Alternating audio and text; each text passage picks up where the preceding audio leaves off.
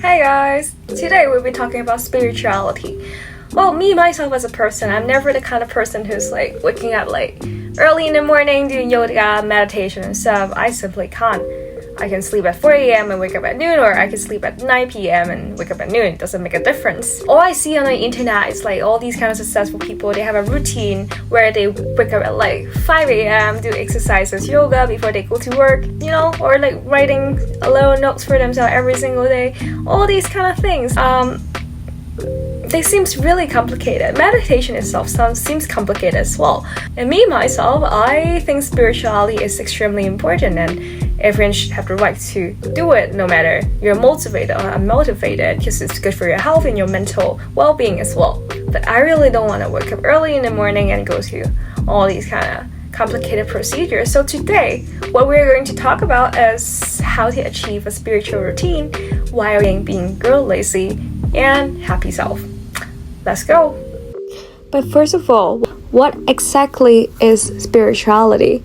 So according to Google, spirituality is a broad concept that refers to belief in something beyond oneself. It aims to answer questions about the meaning of life, how people are connected to each other, truth about the universe, and other mysteries of human existence. It suggests that there is something greater that connects all beings to each other and to the universe itself. To make it simple, spirituality has been a source of comfort and relief from stress for multitudes of people. Well, there are many ways to experience spirituality and the benefits of it. Some people find spirituality through religious practices, and others might find it through meditation, yoga, or spending time in nature. It offers a sense of connection to something bigger than ourselves, and it typically involves a search for meaning in life. A lot of times when we talk about spirituality, the first thing that comes up with people's mind is meditation. However, meditation is, I think it is quite difficult if you're a beginner and somebody have to tell you, okay, you have to sit there for like 5 minutes, 10 minutes just to meditate without anything. That could be a bit complicated and it might not be as effective as you think. It requires a high level of focus and attentiveness as well. So what I'm suggesting is, let's start easy. Let's start simple. First thing first. So I'm never the kind of person that's motivated to get up from the bed, and I wake up quite late. So what I want to deliver is, it is always okay to lie on the bed. So trust me, no matter what time you give up, first thing you have to do is open your eyes, just lie on the bed. Lie still on the bed. I know meditation is hard.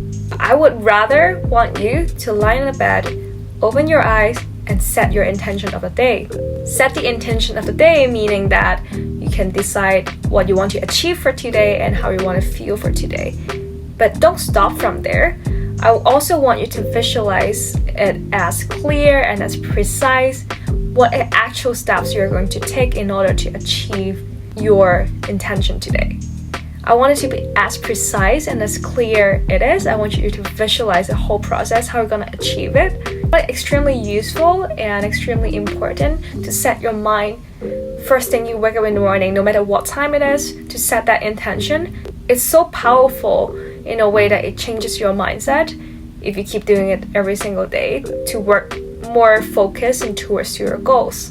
What I would usually do is I would count to 10 after I set my intention and to get out of bed, and this sort of forms like a habit of mine in my everyday journey, and it definitely helps when it comes to achieving more in life. Actually, don't even stop from just thinking your intention in your head, but instead try speaking it out loud.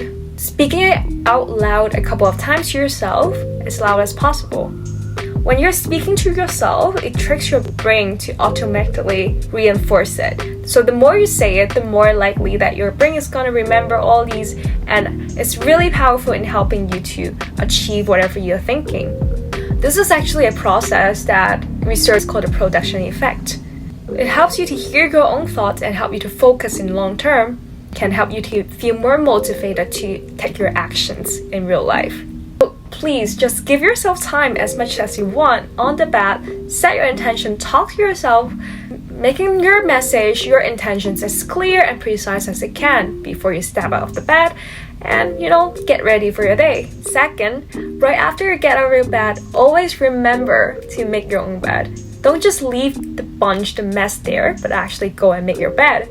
I'm not like your mom telling you, oh, you have to make your bed, but I found it extremely important because a lot of times small things, they translate into bigger things. For example, making your bed, it could translate to any environment, like how you treat your relationships, how you treat your career, or how you treat people surrounding you in general. So I do believe that the small act, even though it's so tiny, it helps to train up your consistency in life. This is actually one of the best advice given by my professor in my university years, and there's like one rule called like 21-90 rule, meaning it takes 21 days to form a habit and 90 days to form a permanent life-changing lifestyle routine. We don't want to overwhelm you with all these big terms in spirituality.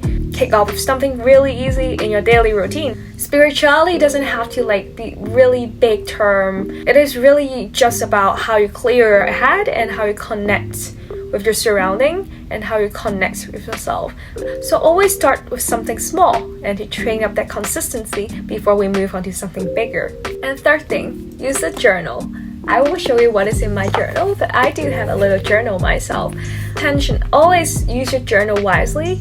You don't have to write it every single day, big word, sentence, grammatically error-free.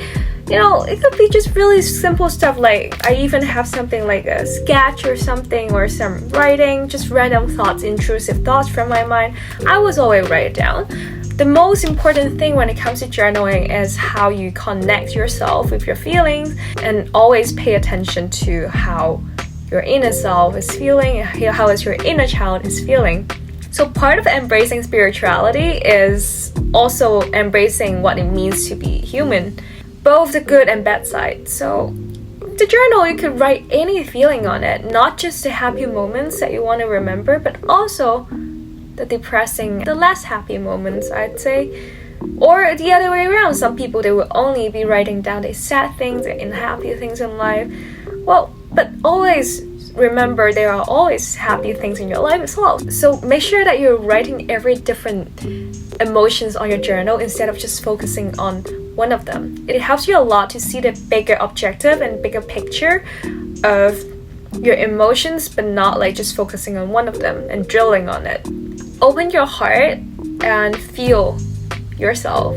Give yourself time to process whatever is stimulating or triggering your emotions. I know in the world right now, there are social media, all these platforms, people around you, it's quite overwhelming at times, especially when you're stressed out or unmotivated. Make sure that you write down something. Even if you feel like there is nothing to write down, I don't even understand, just write it down really quickly. At some point during your writing, it's like a thought process. You will figure something out. You will always figure something out, trust me. And it doesn't even have to be a long process. It could be just a 5-minute thing. Every day, just take out at least 5 minutes to write down whatever you're feeling right now and what is triggering your emotions. At that point, just write it down. If you don't like writing, it's fine. Just draw something out. Anything that helps. So really, just pay attention with your emotions, what is triggering your emotions, what in the surrounding is triggering your emotions, or what are the people and things that would unintentionally trigger what you're feeling right now. So you're worth it. So even if you're having a really long busy day, it's just 5 minutes. Use 5 minutes. You're worth it. Use that 5 minutes to take care of your own emotions. It doesn't have to be long, and after that 5 minutes, you can just do whatever you want. And the next thing, always question everything. So question anything and anything. What is your meaning of life? What's your purpose of life? What makes you happy? What is your work? What do you want to do at your 20s? What do you want to do at 30s? When you think you have found the truth, look for more truth.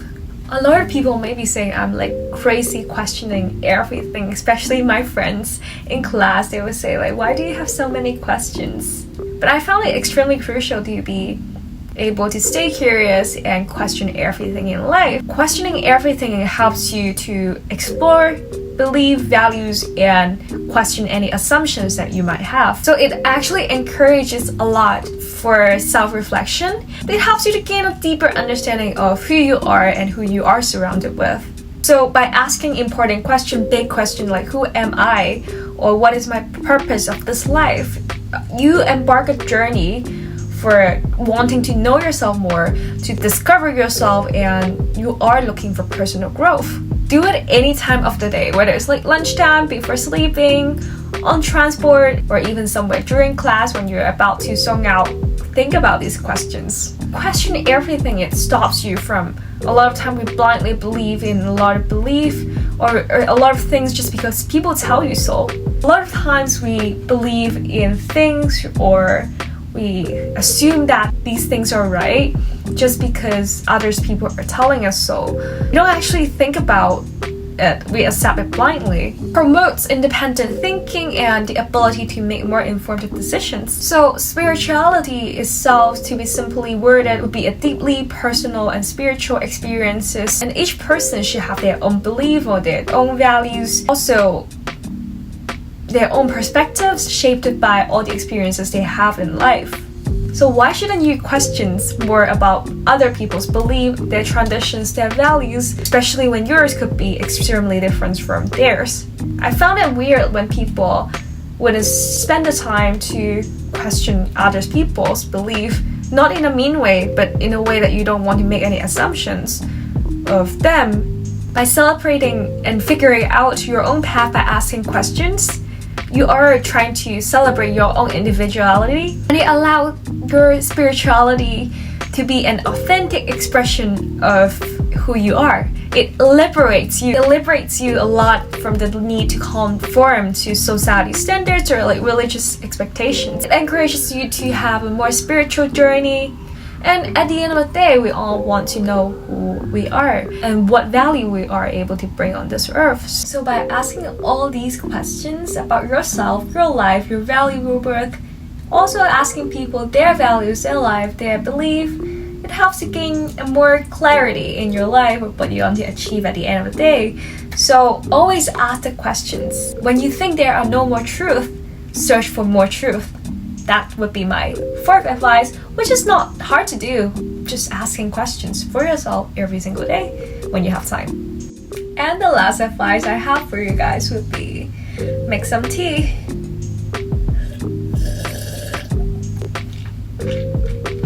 At the end of the day, just be patient with yourself.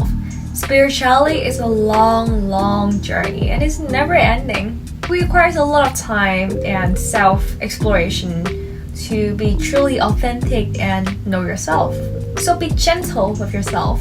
What I want to bring out is spirituality journey doesn't have to be something boring, a very standard routine, or very dry. We can always have tea. If today you're not feeling doing anything, well, wake up from your bed, get yourself to the kitchen, make yourself some tea. If you feel like sitting at home, then sit at home. Just sit at home and chill. You don't even have to do anything. You can just sit there and think. That could also be a spiritual journey. Or if you feel like dancing today, then just dance in your own living room with people or without people. Just do whatever you want. Spirituality is a quest that could involve playfulness, joyfulness, or even passion. In fact, you would be more likely to get more out of this spiritual journey if you're being true to yourself, listening to your heart, and also approaching this with a heart-centered place. There is never a standard formula to be more spiritual, to be able to connect with yourself. I'd say these are the guides that I offer for you. They're easy, quick to do, simple. You could always try it out or not if you don't feel like it. But these are all the things that I have for any lazy people like me out there. Be tiny bit more spiritual, step by step, day by day. Always remember, one thing at a time. Good luck in your spiritual journey. And this is all for today. If you like videos like this, feel free to subscribe and comment below to tell me your thoughts. And this is all for today. See ya! Bye!